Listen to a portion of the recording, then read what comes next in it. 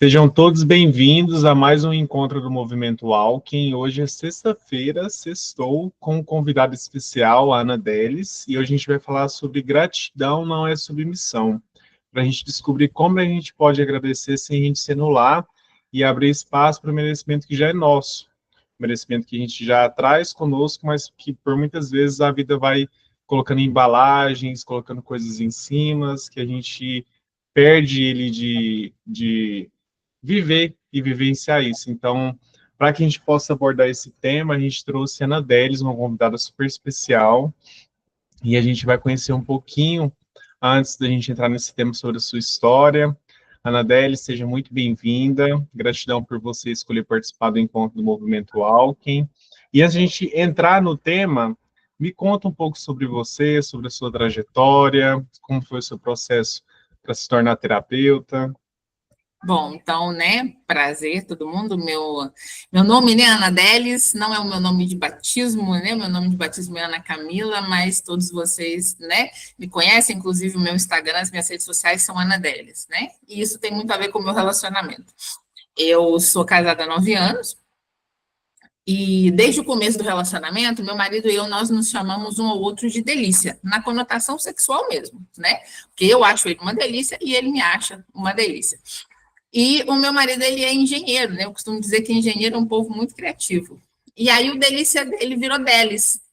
Então eu sou a Delis do Elton, né? Que é o nome do meu marido. Então por isso Ana Delis, que inclusive já está num processo de registro de marca no Instituto Nacional de Propriedade Intelectual, né? Então há cerca ali de 30 dias ninguém mais pode, né, usar o Ana Delis enquanto marca, né?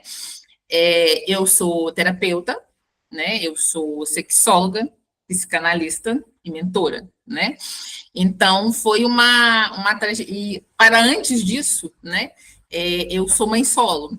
Eu tenho um filho de 16 para 17 anos, que eu crio ele, né? De forma solitária, digamos assim. E no meio desse caminho, né? Quando eu começo a relação com o Elton, é que eu começo uma série de desbravamentos, né? Por quê? Porque eu sou mãe solo, vinda de uma família muito tradicional, de uma cidade pequena. Eu estou em Minas Gerais, né? Para contextualizar onde você está, né? Eu estou em Minas Gerais, eu moro em Divinópolis, que é uma cidade que fica aí mais ou menos a 2 horas de Belo Horizonte, né? Uma cidade que tem aí por volta de uns 220 mil habitantes, né? Uma cidade de médio porte, né? Quase um bairro, pensando aí, por exemplo, em Vanessa, que está em São Paulo, né? Eu não sei se o Thiago mora em São Paulo também, e quem é que mora em São Paulo, que é uma coisinha ínfima, né? Perto de São Paulo. Mas aqui para a região, ela é uma cidade, né? Uma das maiores cidades, né? Porque as cidades em volta são todas menores, né? Então, ela é uma cidade de porte médio, 220 mil habitantes. E aí, nesse processo, começa toda essa minha formação, né? Então, aí eu já fiz, né, 2 formações em psicanálise, já fiz formação como terapeuta comportamental, né, como terapeuta sistêmica, fiz especialização em ciência do comportamento, né, por isso aí eu falo muito, né, de comportamento. Fiz aquela formação que ficou muito conhecida, né, de Master Love, que foi de relacionamento e sexualidade, que foi ali encabeçada por Kátia Damasceno, né, conhecida por todos. E aí eu tenho, né, essa atividade. Então, hoje eu atendo como, né, terapeuta, psicanalista e também como mentora, né? Eu atendo como sexóloga também, mas por todas os tabus que existem, né, de falar sobre sexo, né, e de abordar sobre sexologia, muitas vezes eu não atendo tanto, né? E até dentro das redes sociais eu não abordo isso de forma muito, muito intensa, porque, não, Kátia Damasceno faz isso, tudo bem, mas Kátia Damasceno tem alguns milhões, né, de seguidores. Então, isso sempre é abordado dentro dos processos terapêuticos, eu puxo sempre para a sexologia, e até mesmo dentro da mentoria, né, eu ofereço mentoria hoje para mulheres, para pequenas empreendedoras, né. Eu acho que, de forma geral, Thiago, seria isso, né, esse resumão. Maravilha, maravilha. E, assim, tem muitas vezes que a gente confunde a questão de agradecer com submissão, no sentido até mesmo da hierarquia, no sentido até mesmo de achar que quem veio antes ou quem é responsável, a gente deve acatar tudo e sempre agradecer. Seja qual for o processo, o agradecimento, ele acaba sendo confundido com várias coisas. E a gente trouxe esse tema hoje. E eu queria que Uhum. você falasse um pouco sobre essa questão de gratidão não é submissão, na sua visão, para a gente já poder entrar no tema e já esquentando e falando sobre. Essa questão, né, de gratidão não é submissão, ela é uma frase que eu falo muito dentro dos atendimentos, né, tanto de terapia quanto de mentoria, e foi algo aprendido, né? Por quê? Porque eu sou mãe solo, né? Como eu já disse, e eu tenho uma mãe que até, né, o meu próprio terapeuta já trouxe isso, que ela é nitidamente uma característica de transtorno narcisista, né? Então, eu engravido, fico sozinha, porque esse pai, né, não aparece, tanto é que até hoje o meu filho não conhece o pai biológico. Inclusive, ele está processando hoje o pai biológico para reconhecimento de paternidade, já agora com 16 anos. E aí eu estava, né, aqui em Divinópolis, e com toda essa situação eu volto, porque a minha família ela é de formiga, né? Eu estou aqui em Divinópolis, como diria o outro, by myself, né? Não tem ninguém aqui, eu não tenho nenhum parente, né? Então eu volto para a formiga, e aí eu volto numa conotação de que eu sou a pior das pessoas porque engravidei solteira, né? A ponto de, por exemplo, a minha mãe fazer coisas na época como pedir desculpas às minhas primas mais novas porque eu tinha dado um mau exemplo engravidando solteira, né? E aí, claro, eu sou extremamente grata à minha mãe por tudo que ela fez, ela me ajudou, né? Ela olhou, meu filho chama Gabriel, né? Ela olhou ele para mim poder fazer o que tinha que ser feito, para mim poder ganhar dinheiro, né? Já que eu estava sozinha nessa tarefa, para mim poder trabalhar, para mim poder levar o sustento para ele. Mas aí, dentro dessa gratidão, aí já entrou, né, essa questão do controle, que aí vem, né, da chamada mãe narcisista, em que, olha, você precisa fazer exatamente o que eu acho que você deve fazer. E aí veio a submissão, né? E aí o quê? Quando é que isso começa a abrir o meu olhar? Quando o Elton chega na história. Em um processo de muita paciência que ele teve, né? Então, não, então ele fez você ver isso? Não. Ele foi ali julgando algumas coisas e a presença dele, e aí foi essa percepção: olha, eu não preciso ser submissa porque eu sou grata. Eu sou grata à minha mãe, né, e ao meu pai pela vida, inicialmente, né, e a gente puxa até um pouco lá da constelação familiar, né, que traz muito isso, essa hierarquia, né, quem veio antes. Então, eu sou grata pela vida, pelos ensinamentos, pelo que me ajudou, mas isso não significa que eu devo me submeter e fazer o que essa pessoa acha que eu devo fazer. Porque muitas vezes ser grato significa que eu preciso atender às expectativas do outro. E o quanto atender às expectativas do outro está te matando. Porque às vezes você fica em paz com o outro, mas em guerra com você mesmo. E isso vai de pequenas coisas, né? Da roupa. Talvez você gostaria de colocar um decote, não, mas o fulano vai falar. Você gostaria de fazer uma maquiagem mais intensa, mas o ciclano não vai gostar. Você gostaria de ter um comportamento, mas o Beltrano não vai achar que está interessante. Mas eu sou grata a essa pessoa, ok? A gratidão é uma coisa, ela nunca vai deixar de existir, você nunca vai deixar de ser grata por aquela pessoa que te ajudou.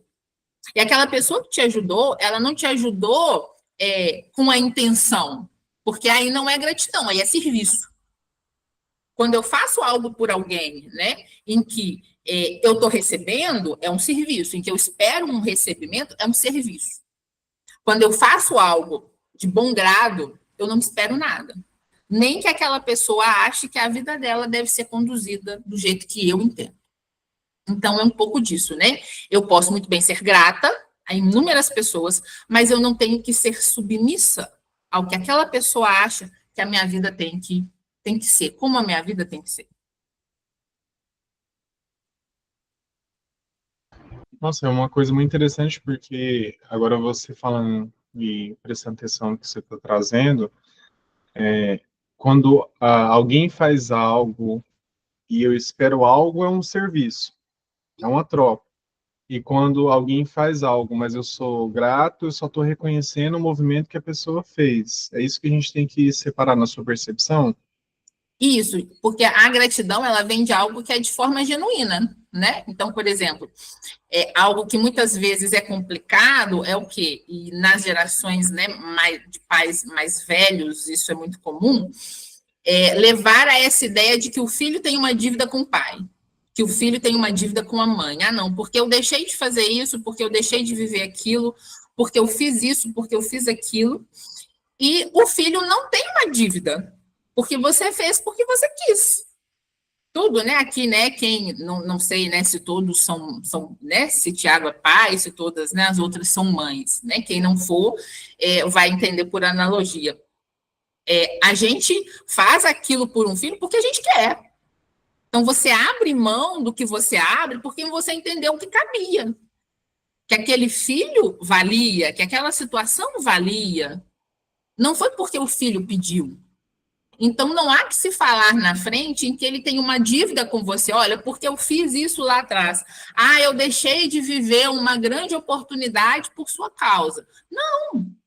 Você resolveu, você mãe, ou então você pai, resolveu que você não ia para atender a esse filho, ou para atender a esse casamento, ou para atender a outra pessoa. Então, foi uma decisão sua. Não há que se falar de dívida. Não há que se falar de algo a pagar. E muitas vezes é algo que o filho ouve. E às vezes esse filho fica onde ele não deveria ficar, muitas vezes. Ele é seguro porque ele acha que ele precisa pagar o que o pai e a mãe fez. E aí também, de novo, na minha história, né, quando eu comecei, né, a vir aqui para Divinópolis a trabalhar, nos meus processos de formação, eu fiquei 5 anos indo e vindo, né, de formiga, por causa do meu filho.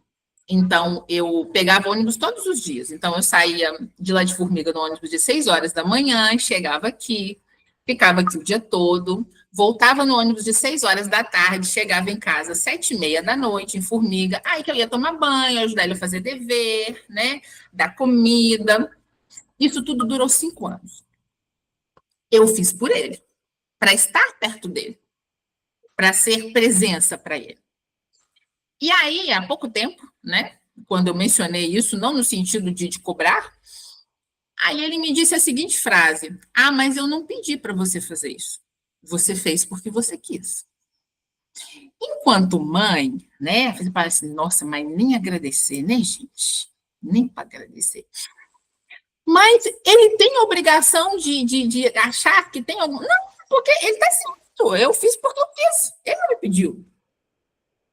E é exatamente essa a questão, né? Aí o quê? Aí a questão do não agradecimento já resolvi na terapia, aí já foi outra coisa, né? Agora, quando você faz algo desinteressado e que gera gratidão, não há que se falar que o outro tem que te retribuir de qualquer forma, nem que seja no comportamento. Ah, então, né, porque eu te ajudei a olhar o seu filho, vamos dar o exemplo no meu caso, então você tem que se comportar dessa forma. Não, uma coisa não tem nada a ver com a outra. Por quê? Se no meu caso, se a minha mãe tivesse dito, não posso olhar ele, ok, eu ia arrumar outra forma. Ela se ofereceu, ela disse que podia, não é? Então, existe a gratidão, mas sem a submissão ao que o outro, independente de quem seja esse outro, acha que você deve fazer. No caso, para a gente poder entender um pouco mais, eu acredito que quando a gente percebe tudo que o outro fez por nós, no sentido de doação de tempo, dinheiro, vida, de forma inconsciente a gente se sente responsável por aquilo também, porque teve um receber muito grande.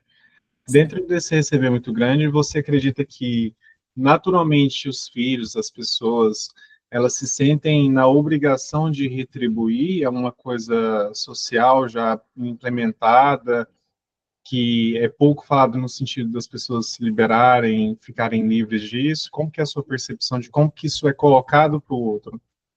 Sim, é colocado justamente nesse sentido de que, olha, né, houve um gasto, né? A gente tem até uma teoria né, que vem aí da psicologia sistêmica que fala que é a lógica dos custos perdidos, né? Por quê? Olha, né? Então você teve um custo ali, essa pessoa, né? Mesmo que não tinha nenhuma expectativa de recebimento, ela gastou tempo, ela gastou vida, né? Dedicação, né?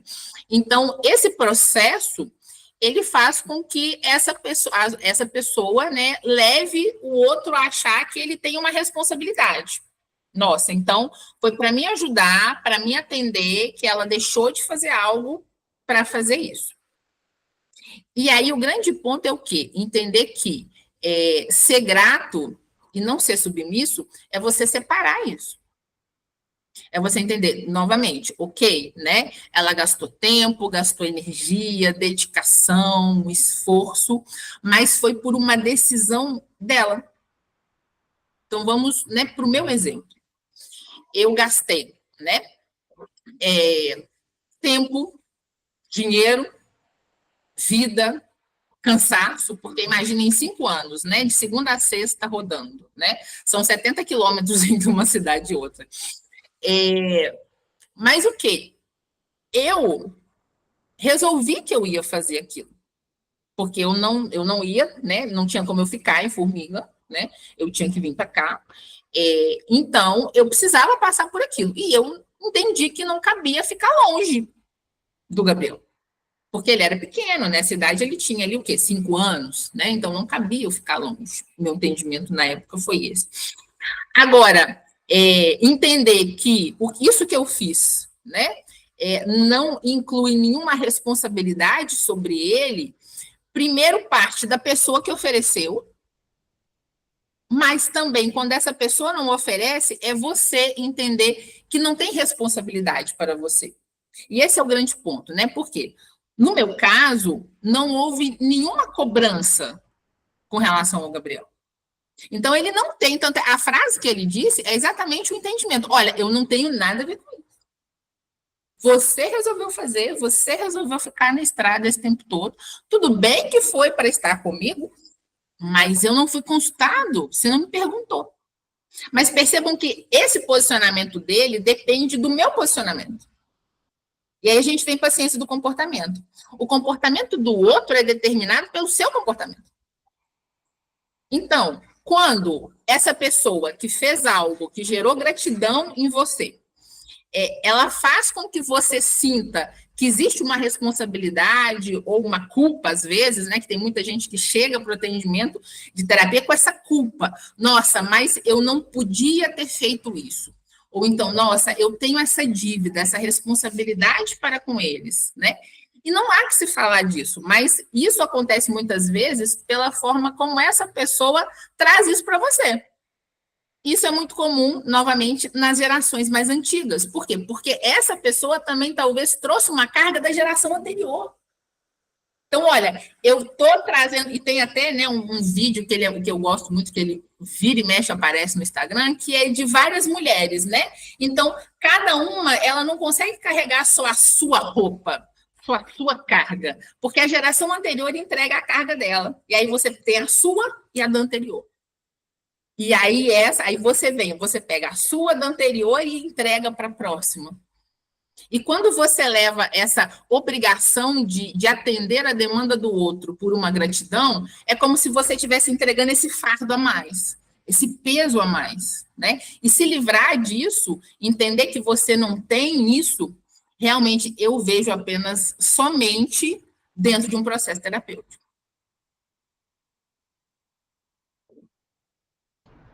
Fantástico, fantástico. Você sentiu muita culpa nesse processo todo, até reconhecer, até identificar em relação à sua mãe, essa dinâmica de mulher para mulher mesmo, né? Porque você teve uma dinâmica diferente. Porque, por exemplo, como o pai ficou ausente no processo todo, você teve que lidar só você. Como que foi carregar essa carga de ser mãe solo e, ao mesmo tempo, encarar a jornada, entender que provavelmente não teria como você cobrar isso do seu filho, receber isso do seu filho, ter isso de volta. Como que foi, de uma forma mais específica, entrar nesse processo de doação o tempo todo? É um processo complicado, né? Eu digo que a maternidade solo, né, só consegue entender quem a vive, né? Porque às vezes fala assim, não, mas agora tá tudo beleza, ele tá com 16 para 17 anos, né? Já tá caminhando aí, então já vai, né, para sair de casa, né? Porque aqui em casa existe uma regra. Ele sai de casa com 18 anos, né? Uma regra minha. Por quê? Porque eu tenho que entregar um homem para o mundo e não um menino. Aqui, ele vai ser sempre um menino, né?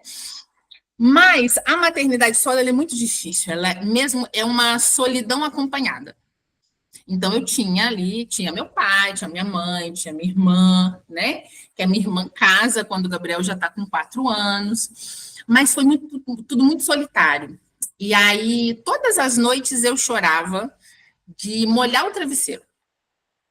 Mas ninguém percebia. Por quê? Porque aí eu pegava um secador.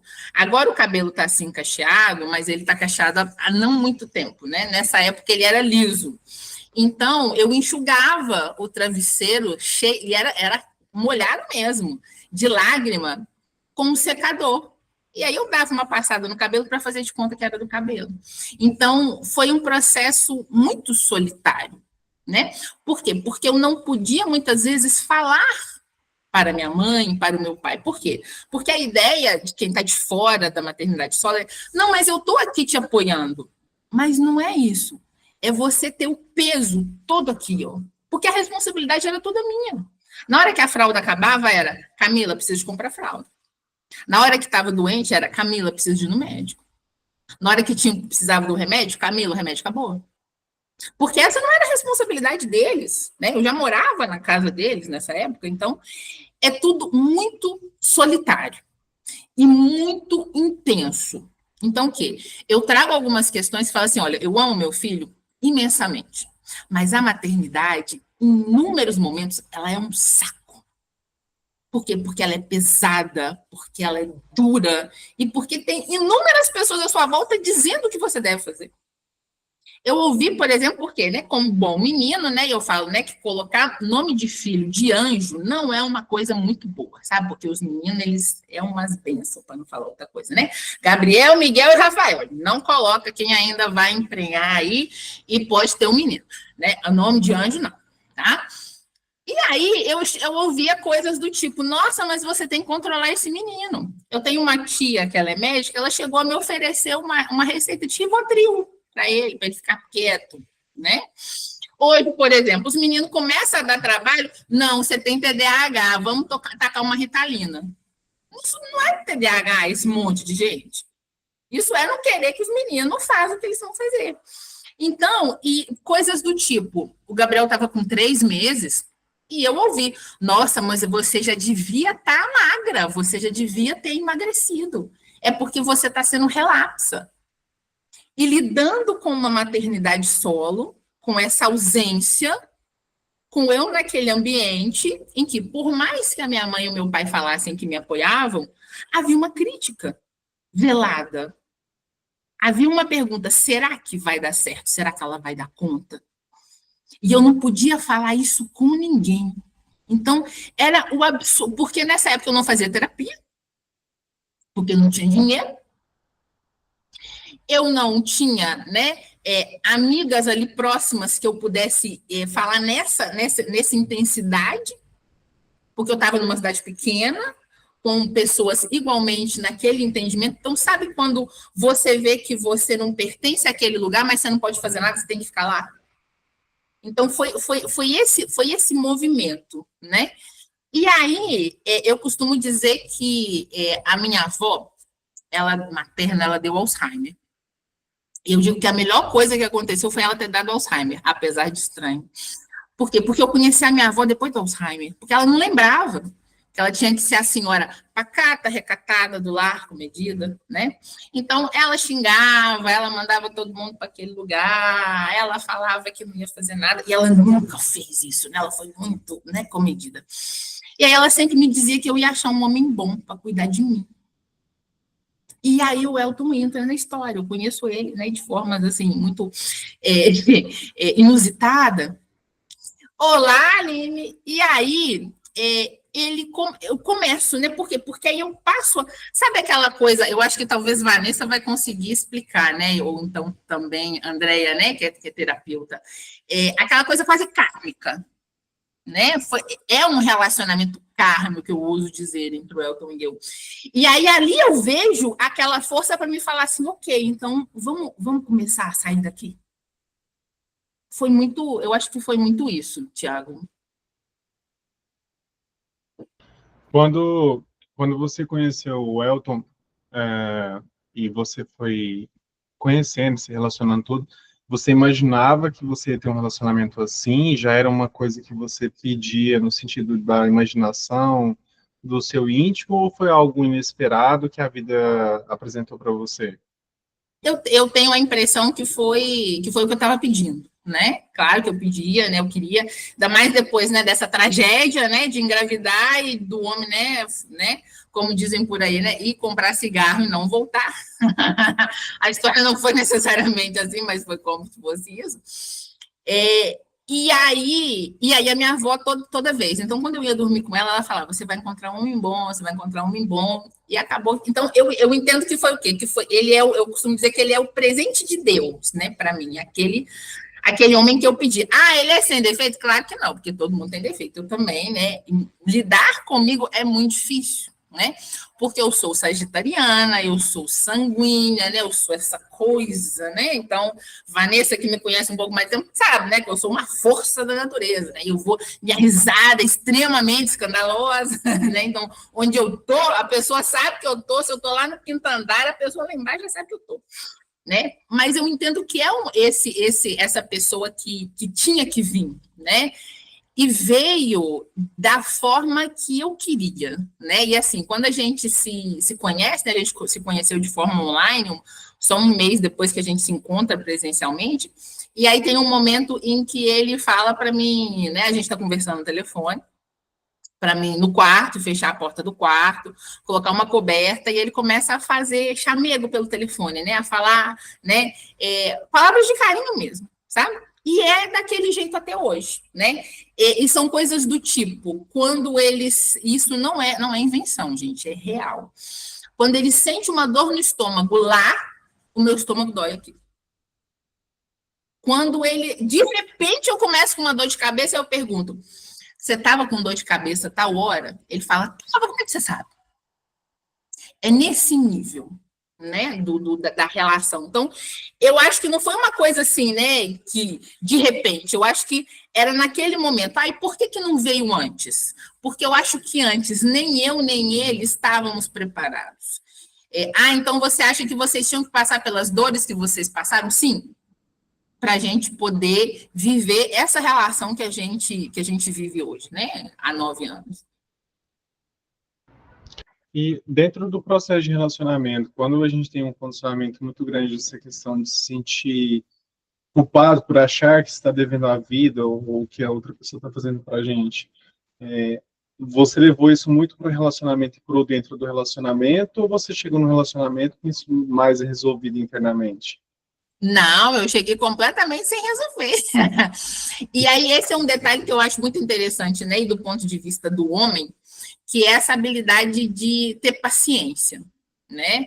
De esperar, né? Especialmente do ponto de vista sexual, né? Então, assim, mas você é sexóloga, assim, né? Agora, né? Sou bem resolvida, inclusive, né? Há pouco tempo a Vanessa fez uma análise de chakra, meu chakra sexual tá, né, alinhadíssimo, né? Tá lá, belezinha. Mas no começo eu tinha uma trava sexual muito grande. Por quê? Porque eu vinha de uma relação, que foi a que eu engravidei, em que o pai biológico dele falava coisas do tipo: você é inteligente demais, você tem que pensar de menos, falar menos, né? E eu falo isso sem nenhum problema, né? O Gabriel, ele veio numa literal foda ruim. Sabe aquela foda ruim que você não goza? Durou 8 minutos, da preliminar até acabar, né? E muito na lógica de que, aquela lógica, é você quem não consegue ter prazer, não é o homem que é o errado. E eu vinha de relações assim, né? E aí, quando eu tenho a primeira relação com o Elton, eu não fazia sexo há 8 anos. Eu fiquei 8 anos sem nada, né? E ele tem todo esse processo de paciência para poder entender o meu tempo, que tinha que ser aos poucos. Então, hoje, né, nós somos um casal que é bem fã lá do BDSM, né? E eu sou uma mulher hoje multiorgástica. Então, quando eu falo, por exemplo, quando eu dou palestra de sexologia, que a mulher ela pode ter até 20 orgasmos em uma mesma relação, eu não estou falando de literatura, eu estou falando de vivência. Eu vivo isso.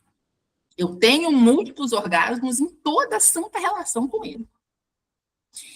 E isso também acontece do ponto de vista do relacionamento. Então, essa questão, né, de, por exemplo, de não sentir culpa, e que já aconteceu, de ir para viajar para a praia só com ele, meu filho ficou.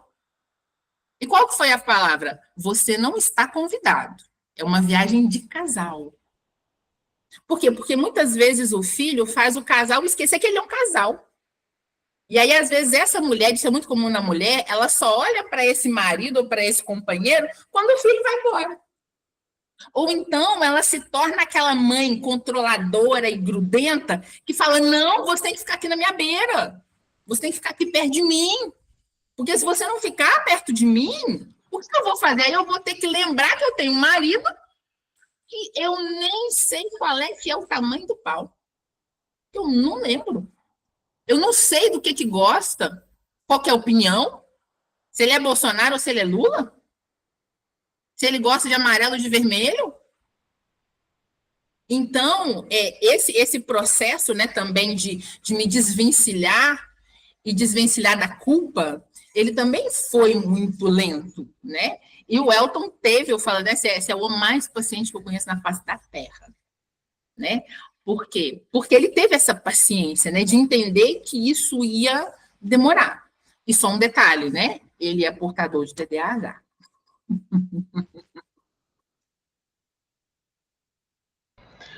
Mas, nesse processo de paciência todo, você se sentiu culpada por ver ele estar nesse lugar de paciência? Ou como que foi o processo interno de olha, você está tendo paciência, mas não quer dizer que você vai ter alguma coisa aqui garantida. Você está investindo paciência aqui. Como que foi esse processo para você? Porque às vezes a pessoa pode investir um tempo, e o outro decidir não compactuar no sentido de resultado, né? Sim. Ter uma troca. Aí eu costumo dizer que assim, foi tranquilo em determinadas partes, né? Mas foi importante porque quem ama contesta, né? E esse é um ponto que muitas vezes as pessoas esquecem nos relacionamentos. A pessoa que está com você, seja namorado, marido, cacho, ficante, amante, o que for, é aquela pessoa que vai te contestar. Ela vai te dizer, aqui, presta atenção, você está indo devagar, não está dando certo, você tem que fazer diferente. Porque o que a gente muitas vezes quer? A gente muitas vezes quer que essa pessoa que está com a gente seja mais nosso empregado do que nosso companheiro. Então, ele vai concordar com tudo. E esse é um ponto que eu digo que é muito problemático do feminismo que nós temos hoje. Que, em muitos aspectos, ele se aproxima de um feminismo, não de um feminismo. Por quê? Porque o feminismo, ele fala, né, dessa igualdade, mas não quer dizer que o homem está à disposição da mulher. Por quê? Porque a mulher, ela precisa ser mulher. Então, um exemplo. Aqui na minha casa, quando eu entro, ou então, por exemplo, estou aqui, né, no meu escritório. Quando eu saio do escritório, já acabaram as atividades, eu sou a mulher frágil. Se a lâmpada queima, e o meu marido trabalha em Belo Horizonte e vem no final de semana. Se a lâmpada queima, espera ele chegar. Eu não troco. Se a pilha do relógio da cozinha acaba, fica sem relógio. Não olha, espera ele chegar. Se qualquer coisa atrapalha, estraga, precisa de consertar, qualquer decisão, a palavra final é dele. Em concordância comigo, mas ele é o chefe da casa. E o que acontece? E o que a gente tem hoje, né? Nos relacionamentos. Olha, homem, você tem que concordar comigo em tudo. Você tem que fazer no meu tempo. E aí, por que eu falei que ele é TDAH? Né? Parece até que eu estava adivinhando a pergunta seguinte. Por quê? Porque o portador de TDAH tem uma lógica diferente. E eu, gente, eu sou ligada no 550, né? Eu sou uma pessoa aqui que eu estou falando com vocês, eu consigo muito bem olhar um outro site aqui enquanto eu estou falando e responder o WhatsApp. Eu sou assim, eu sou desse jeito. E ele tem déficit de atenção. Então, às vezes, demora. E esse é o ponto. O quanto eu vou... Por quê? Porque, não tem que ser no meu tempo. Quem foi que falou? Ele é seu empregado? Ou é seu companheiro? Ele é seu serviçal? Porque não tem que ser necessariamente no seu tempo. A gente fica ansiosa, claro que fica ansiosa. Deus do céu, mas já faz uma semana que não troca a luz. A vontade é pegar a luz, pegar a escada e trocar. Mas o que você leva de mensagem para o outro? De novo, o seu comportamento vai determinar o comportamento do outro. Ele entende, tá, então se eu esperar um pouquinho, ela vai lá e faz. Vou fazer, não. Eu já sei que ela vai fazer. E o quê? Aí, do ponto de vista... E aí, geralmente, isso faz com que o sexo abaixe. Por quê? Aí, né, um macho vai querer comer outro macho? Não, ele quer uma fêmea, gente, que está frágil. A fragilidade faz parte da mulher. Então, por que eu estou falando tudo isso? Porque aí eu precisei, e esses foram pontos muito complicados, porque eu vinha de uma energia masculina muito alta, né? Porque eu estava ali criando um filho, enfrentando pai, enfrentando mãe, enfrentando tudo. E aí eu chego numa relação em que esse homem fala que ele vai cuidar de mim, que ele vai me proteger, né? Eu falo assim, não, mas não existe isso, não, mas eu não conhecia isso. Ele falou, primeiro, né? Isso não existe. E existe essa resistência de ser frágil, de ser mulher, de falar assim, ok, olha, tá doendo, eu não dou conta. Por quê? Não, porque a mulher empoderada é aquela mulher que dá conta de tudo. Ela é a mulher maravilha. E aí depois aparece um burnout, aparece uma úlcera, aparece uma dor de cabeça que eu não sei de onde que é, aparece uma urticária, né? Então, aprender isso foi com ele. Então, tiveram momentos muito complexos, né? Por quê? Porque vindo de uma criação de uma mãe narcisista, o que acontece? Dentro da lógica, né, da mãe narcisista, geralmente essa mãe narcisista tem um filho dourado, né, que é aquele que tudo é permitido, tudo é lindo, tudo é entendido, e um filho bode expiatório. Eu era o bode expiatório. Né? Sou ainda, né? Hoje não sou mais, sofro mais, mas na lógica dela sou. Né? E a minha irmã mais nova é esse filho dourado, a quem tudo é permitido, tudo é entendido, tudo é desculpado, né? Então, o quê? Nessa lógica da mãe narcisista, eu não aprendi a ser mulher com ela. Porque ela falava, olha, né, deixa... Tanto é que o quê? Por que eu demorei tanto a deixar o cabelo cacheado? Porque eu cresci com a minha mãe falando essa seguinte frase. Cabelo cacheado é igual bandido. Ou ele tá armado, ou ele tá preso. Falando que o meu cabelo... que o meu cabelo era melhor liso, que tinha que ficar liso, que esse monte de casca era difícil de cuidar, né? Então, o quê? Né, agora tá sem esmalte, né? Mas minha unha tá sempre feita. Que esmalte vermelho é de Kenga, que não precisa de maquiar. Então, quem é que me fez voltar a essa feminilidade? Porque eu comecei a me permitir ser frágil. Foi o Elton. Mas foi num processo tranquilo? Não. Em muitos momentos, ele fez esses embates. E foram essenciais esses embates. E esse embate, ele é permitido a quem você coloca para você se relacionar com ele ou com ela.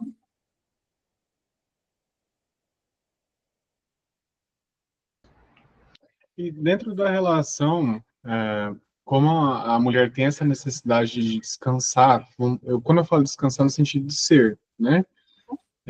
Como que você também percebe o homem dentro da relação quando ele precisa ser frágil, quando ele precisa ser trazer também a energia feminina dele para dentro da relação? Não no sentido só de ser mais romântico, mais delicado no momento que precisa ser, mas no sentido mesmo dele desabar.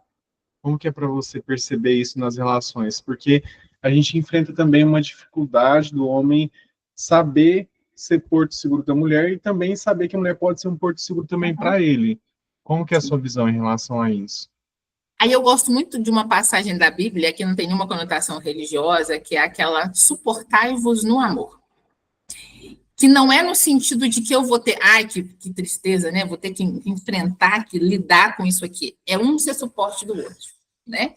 Infelizmente, a gente tem uma criação ainda, né, e ainda tem, de homens, né, e infelizmente todos esses movimentos tipo, né, Red Pill, né, esse machismo reverso que a gente tem aí, o tal dos legendários, né, que o povo paga, né, não sei quanto para subir no monte com um monte de outros homens, dificulta isso, que é o quê? Quer dizer, olha, homem, você pode se mostrar frágil, e para a mulher tá tudo bem. Por quê? Mente masculina e feminina, apesar de biologicamente serem iguais, comportamentalmente falando, elas são absolutamente diferentes, né? Então, o que esse menino aprende? Esse menino aprende que homem não chora, homem não fraqueja, você tem que estar sempre forte, você tem que resolver tudo, que o dinheiro é o mais relevante dentro da relação. E para a mulher não necessariamente é assim. Ah, não, então você vai bancar o homem? Não é isso. Mas se você tem um homem que te trata bem, que cuida de você, é muito mais tranquilo você lidar com as questões financeiras do que com um homem que não está nem aí para você. Então, o que eu percebo? E eu vejo que, na minha relação, né, também, que em muitos momentos o Elton teve essa dificuldade, sim. Por quê? Porque vem de uma criação machista, né, dizendo, olha, você não pode fraquejar, você não pode sentir dor, né? E isso vai muito também do entendimento e da paciência da mulher, aí vem para a mulher, né? De entender e de falar assim, olha, tá tudo bem. Se você fraquejar, eu tô aqui. Se você não der conta, eu tô aqui. Por quê? Porque na hora que vira, ele faz a mesma coisa. E mas eu vejo uma dificuldade para a mulher nisso, porque nós somos cíclicas, né? Então, que o homem tem um problema que é a tal da menstruação, né? Porque a gente, quando está na menstruação, vira no giraia, né? E aí, nossa, acontece alguma coisa, e aí eu preciso dela ser meu suporte. Mas ela está menstruada. Aí, às vezes, e isso é sério, gente. Às vezes, não vou falar nada, porque ela vai mais me xingar do que me apoiar. Né? Porque já está nervosa, né? Já está irritada, já está sangrando, não vai querer saber de me apoiar. Mas eu vejo muito que o quê? A gente ainda tem um déficit grande nessa criação dos homens. E todos esses movimentos, né, que apareceram ultimamente, eles dificultam isso. Tanto do ponto de vista do feminismo exacerbado, de dizer que, olha, né, você não precisa do homem, você pode, né, viver sozinha, até coisas, né, muito esdrúxulas que eu vi um tempo atrás, uma mulher que ela casou com ela mesma. Como é que você casa com você mesma, eu não sei, né? E essa fuga da relação, né? Porque a relação, ela não tem um manual. Você não vai ter um tutorial no YouTube para o seu relacionamento. Por mais que você conheça essa pessoa, por quê? Porque a relação, ela tem ciclos de vida e morte. Um relacionamento amoroso, independente do tempo que ele roda, que ele dura, ele tem ciclos de vida e morte. Aquele ciclo se completa, vocês mudam e começa de novo. E isso é muito complicado, é muito complexo. Tem momentos em que o quê? Em que a mulher está muito bem, pleníssima, então na profissão está tudo maravilhoso, e ela está ganhando mais dinheiro, e ela emagreceu, e o homem, ele está, desculpa a palavra, na merda. Né? E também tem o caso contrário. Então, o que eu costumo dizer? O casal, ele não precisa estar na mesma estrada, mas ele tem que estar em estrada paralela. Tem que estar um do lado do outro. Que mesmo que um esteja um pouco mais para frente, você faz assim, ó, opa, tá, tô vendo ele aqui atrás, ou ela aqui atrás, então vamos, né? Até que os dois se alinhem. Então, eu enxergo muito que tem essa dificuldade, Thiago, do homem nesse sentido, por essa demanda, né, de que o quê? De que ele precisa responder a isso, muitas vezes até financeiramente falando, né? E isso não tem um reflexo necessário para a mulher, né? Mas convencer muitas vezes o homem disso é complicado. Muito bom te ouvir. E me vem um questionamento, que é a questão, como que a gente pode fazer na sua percepção para não esperar esse reconhecimento do outro? Porque quando a gente faz um movimento para o outro, por mais que seja uma coisa que a gente não vai receber financeiramente, ou não vai receber o mesmo movimento, no sentido assim, guarda minha roupa e depois eu guardo a sua. A vida não funciona assim, né? Mas no nosso inconsciente, no nosso movimento, até de forma consciente, a gente sempre espera que o outro reconheça. Eu Sim. acho que essa é a maior dor, né? Não é que o outro faça por mim, mas se ele se reconhecer, já está de bom grado. Igual você trouxe a questão do filho. Nem reconheceu, vou tratar isso em terapia, você levou para terapia, mas como que a gente pode fazer isso no dia a dia? Assim, na sua percepção. Eu gosto muito de uma abordagem que a gente traz, né, dentro de relacionamento de casal, que são os acordos do casal, né? Quais que são os combinados? E o casal conversar. Porque muitas vezes o casal não conversa do próprio relacionamento. Às vezes, quando eu tô, principalmente quando atendo casal, vocês conversam sobre o quê? Não, a gente conversa sobre as contas, sobre a casa, sobre o carro, sobre o supermercado, sobre o filho, sobre a escola. E sobre vocês? Qual é o momento do dia, ou então da semana, ou então do mês, que é para vocês? Igual, por exemplo, eu tenho uma mentorada que aí semana passada eu fiz essa pergunta para ela. Qual foi a última vez que você e o seu marido saíram num encontro de casal? Eles são casados há 16 anos. A última vez que eles saíram enquanto casal foi há 10 anos. Em que momento que você conversa sobre o que vocês estão vivendo? Quais são os acordos, né, os combinados? E aí eu gosto muito de, né, estou contando aqui das minhas vivências, por quê? Porque tem muita essa fala, não, porque o homem é bagunçado e a mulher é organizada. Aqui é o contrário. Eu sou a bagunçada, despirocada, e o Elton é o organizado, ele é lindinho, gente. Tudo dele, a parte dele do guarda-roupa é linda, perfeita. Por quê? Porque é gradação de cores, cabide, eles têm uma medida bonitinha, é o TDAH que controla o seu déficit, né? E eu sou a despirocada, onde eu chego, eu deixo os trem, né? E aí, o que ele faz? Num processo educacional, vamos brincar, né? Se eu chego, né, deixo um sapato sem guardar na sapateira, eu deixo ali, né, brinco, anel, né, alguma coisa na cama, ele vem, ele pega tudo e coloca em cima do meu notebook. Por quê? Porque aí eu vou ter ou chegar para cá, ou vou ter que guardar, né? Então, o quê?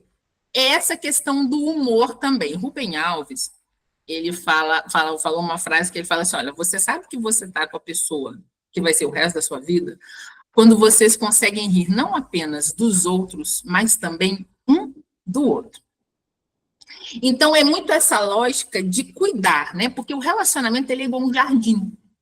Se você não regar, se você não tirar as ervas daninhas, se você não colocar planta de sol no sol, planta de sombra na sombra, ele morre. E qual que é a questão, né? A gente muitas vezes está mais preocupado em mostrar ser um casal Nutella na rede social do que viver. Eu costumo às vezes falar que eu estou ficando velha.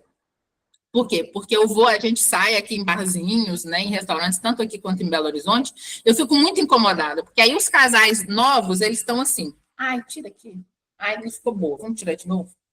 Ah, aqui, ó, fulano comentou, você viu? E o momento está passando, a vida ali está passando, eles tinham que deixar o telefone para lá, às vezes nem levar o telefone, e viver. E eu já vi casais em que um está do lado do outro, em que um está conversando com o outro pelo telefone, ao invés de virar, oi, fulano, e beijar, e abraçar, e pegar. Então, essa coisa de muito na rede e pouco na vivência, né? Por quê? Porque eu não quero, de novo, eu não quero o custo da relação, porque eu não tenho uma receita do relacionamento. Ele é feito a cada dia, né? Tanto é que o ciclo do vínculo conjugal, a gente fala que ele é feito de 3 etapas: encanto, desencanto e reencanto. Eu me encanto por aquela pessoa que eu falo assim, é o príncipe encantar, gente, que lindo, maravilhoso, né? Não tem defeito. Aí, na hora que você vai conviver, você fala assim, nossa, mas é cheio de defeito, né, menina? E eu desencanto, que vem a rotina, que vem a convivência, nossa, mas peida fedendo, que é uma tristeza. Né? Deixa tudo espalhado, ou então, no caso do meu marido, né, por exemplo, Deus, que mulher bagunçada. E aí, a rotina, você tem o reencanto, né? Por quê? Porque é muito mais fácil você se apaixonar todos os dias por uma pessoa diferente do que você se reapaixonar todos os dias pela mesma pessoa. Que você sabe os defeitos, né? Que você sabe os problemas. Então, um casamento, um relacionamento perfeito é quando um homem imperfeito e uma mulher imperfeita se unem e entendem que vai dar certo. Por quê? Porque as dificuldades, elas são imensas, né? A vontade é, olha, então tá, né? Na primeira briga, no primeiro problema, vamos cada um para um lado. E é isso que as pessoas não querem, elas não querem ter que lidar, entender que o outro tem defeito, mas que você também tem defeito, né? Então, eu acho que muito disso de conversar, de entender o que eu quero para criar esse relacionamento que eu quero ter e ter acordo e ter combinado, né? Então, um exemplo. Quando meu marido está em casa, nós sempre tomamos café, almoçamos e jantamos juntos. Se ele tem algum compromisso, eu espero. Se eu tenho algum compromisso, ele me espera. Um não faz refeições sem ser com o outro.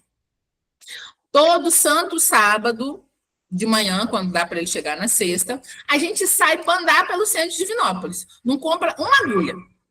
Mas é aquele momento de sair de mão dada, conversando, entrando numa loja, olha isso, olha aquilo, e volta para casa. É esse momento, né? Porque se você não tem um acordo enquanto casal, e se você não conversa da relação que você tem com essa pessoa, vai ser muito difícil você conseguir lidar, né, com todas essas questões que o relacionamento traz. E a sociedade fala assim: olha, se não está dando certo, termina.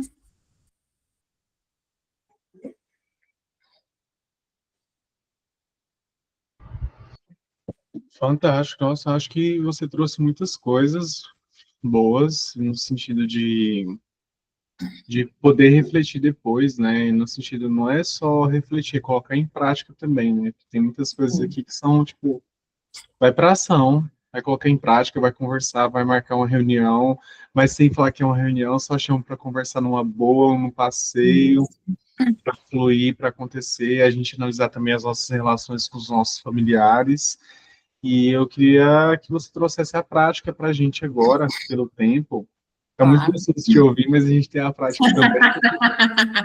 Tranquilo. Então, olha só, gente, né? Dentro dessa lógica que eu trouxe, né? Que a gente conversou, né? Obrigada, né? Pelas perguntas, né? E aí eu falo muito, né, gente? Eu sou assim, né? Quando vem, mano. E aí, sempre essa questão de entender que eu não tenho que ser submissa, porque eu sou grata, né? E de fazer o melhor, eu tenho uma prática que eu chamo de auto-perdão, né? Porque muitas vezes é o seu processo de você achar que você não é bom o suficiente, que você não fez o suficiente, que você não é adequado o suficiente, né?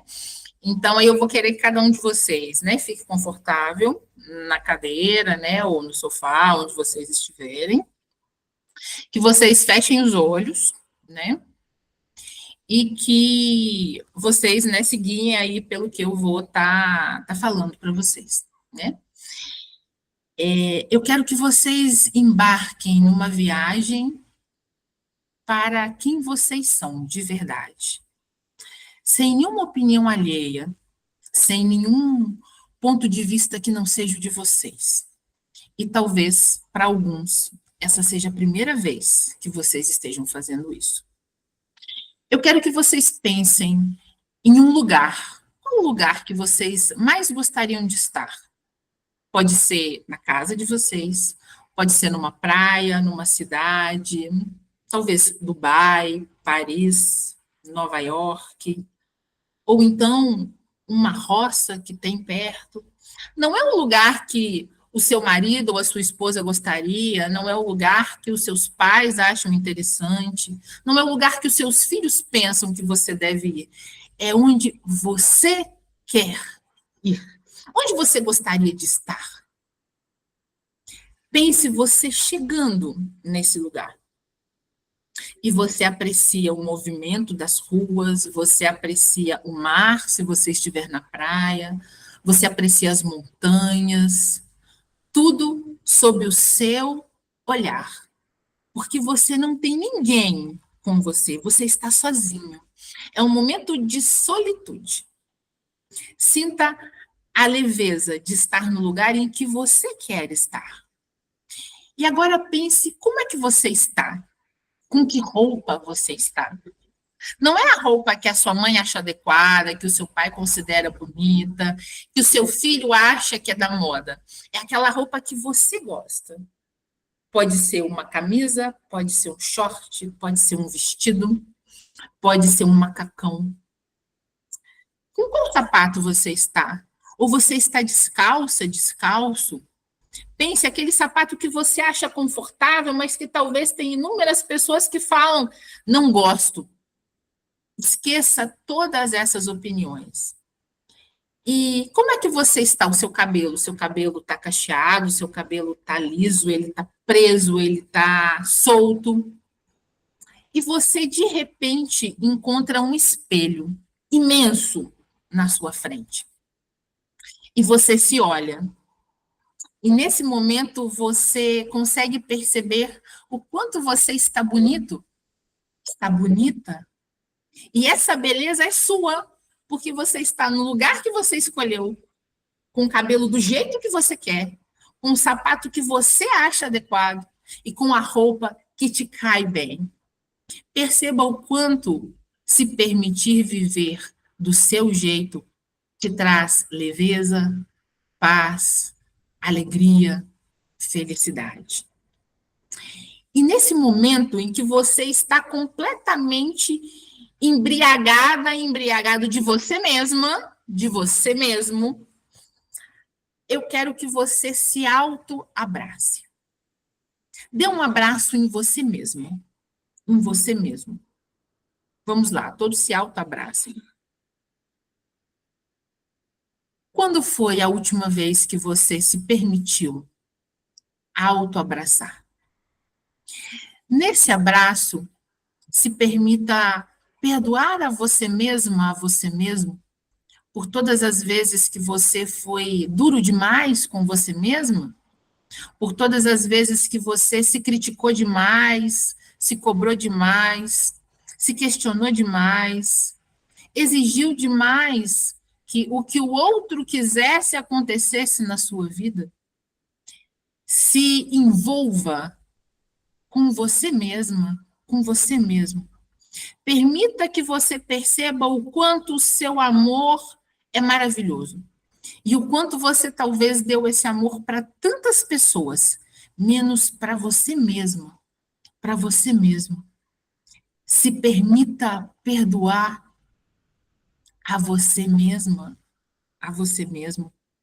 Se permita dizer: eu me amo, eu sou magnífica ou magnífico, sendo do jeito que eu sou. E quem quiser estar comigo terá que me aceitar dessa forma. Se permita perceber o quanto sentir você mesma ou sentir você mesmo é uma das experiências mais magníficas, mais impactantes. Agora, você pode ficar nesse abraço ou se soltar desse abraço no momento em que você entender que cabe.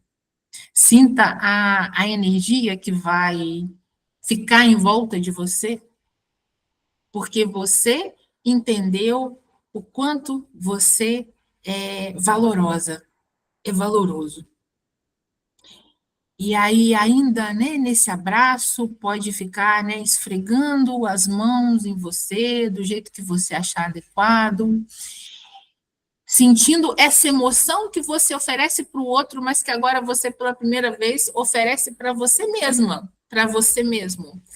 É a sua essência gritando: eu estou aqui, Tiago, Vanessa, Débora, Cátia, Andréia, eu estou aqui dentro, só esperando que vocês deixem eu sair, me manifestar, deixa eu sair, para que a nossa vida seja como a gente sempre sonhou, desde quando a gente era aquela criancinha, aquele sonho, porque se conectar com você mesma e com a sua essência é permitir que a sua criança interior fale, não uma criança interior ferida, mas uma criança interior revigorada, porque a sua essência, ela anda de mãos dadas com a sua criança interior. E aí agora eu quero que vocês abram os olhos, né? Se acomodem novamente e me digam o que vocês acharam.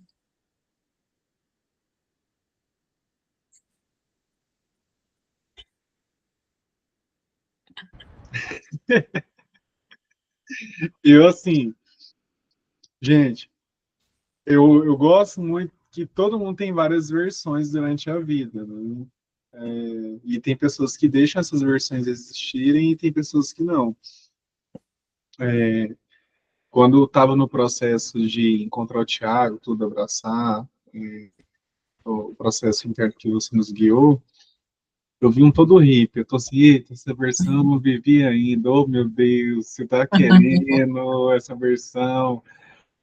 Mas foi bem gostoso me abraçar, tudo. E é interessante que a gente se questionar no sentido, qual é a sensação do meu abraço? Qual é a sensação de me sentir? Porque é o outro que nos sente, né? Fisicamente Sim. falando, né? A gente não para analisar qual que é o nosso, eu vou dizer o nosso paladar, nosso gosto mesmo, quem a gente é, né? E Foi muito bom para mim. Meninas, como foi para mais você? alguém quer compartilhar, quer dizer o que achou, o que sentiu?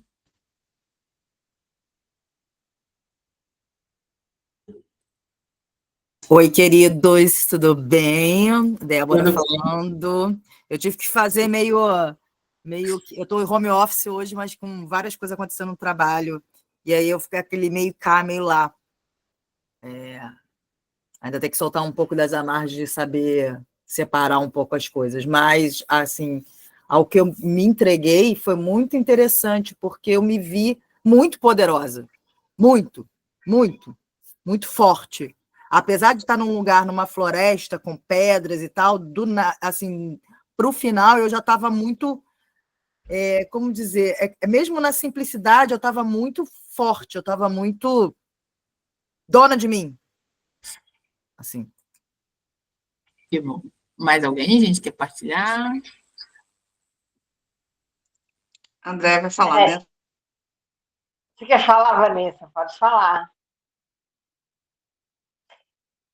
Eu dei muita risada aqui, né? Dei muita risada, me identifiquei com muita coisa que você falou, né? Eu quero até te dar os parabéns, assim, do como você conduziu essa história, de tudo que você viveu e como você conduz seu relacionamento, porque eu entendi que foi uma coisa assim que você trouxe muito de dentro de si Sim. para poder ser a pessoa que você é hoje. Então, eu quero te dar os parabéns mesmo, porque tem muitas vitórias aí, né?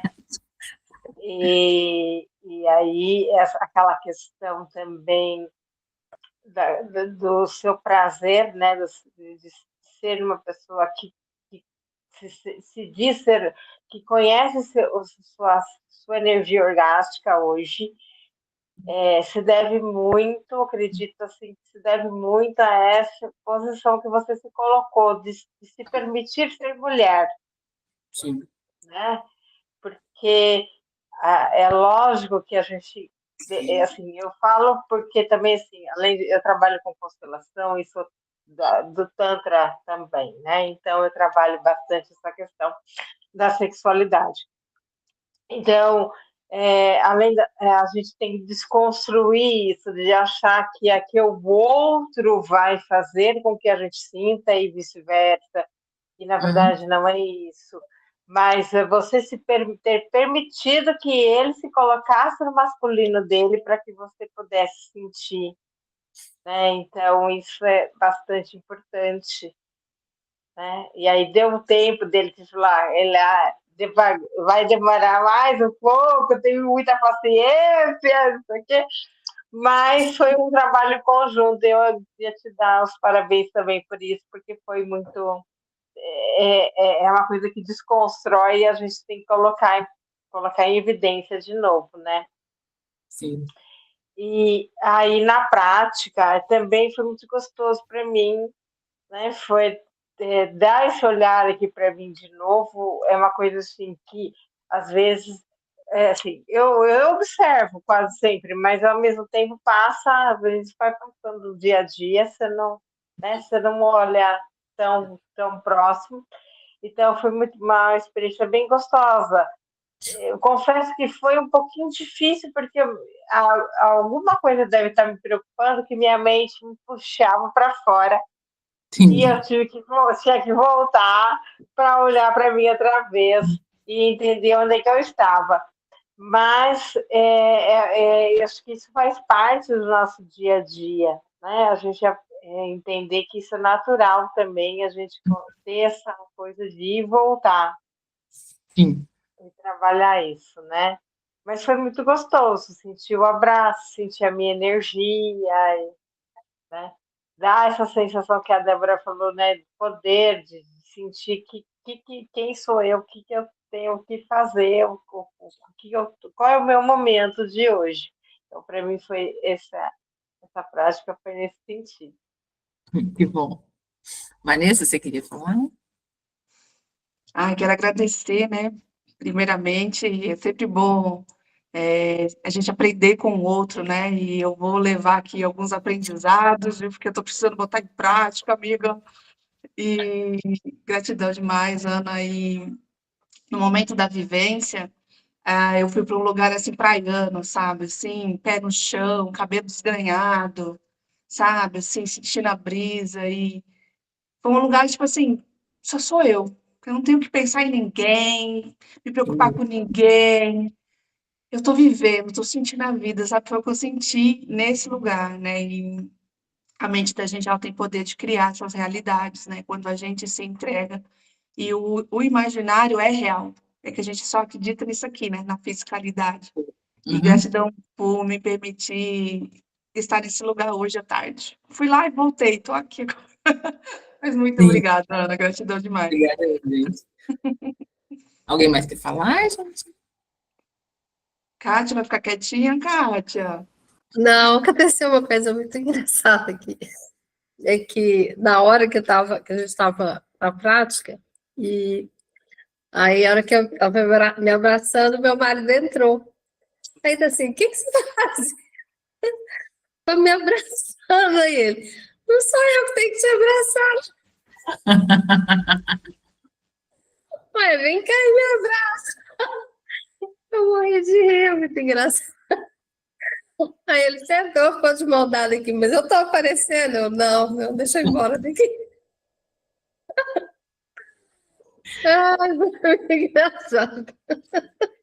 Você ri, né, Thiago? Aí ele pensou assim, ficou doida, ficou doida. Tá doida da Mas cabeça. aí, Kátia, termina, na hora que a gente finalizar aqui, você vai dar um abraço nele.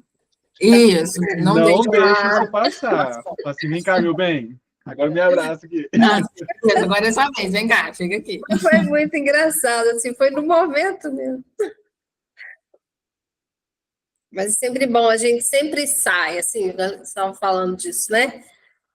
A gente sempre sai, ele me chama para sair, para ir para barzinho, toca na noite, né? Então, já é da noite, então ele sempre me chama para sair, a gente sempre tá em saída, a gente nunca fica estagnado, não, isso é muito bom.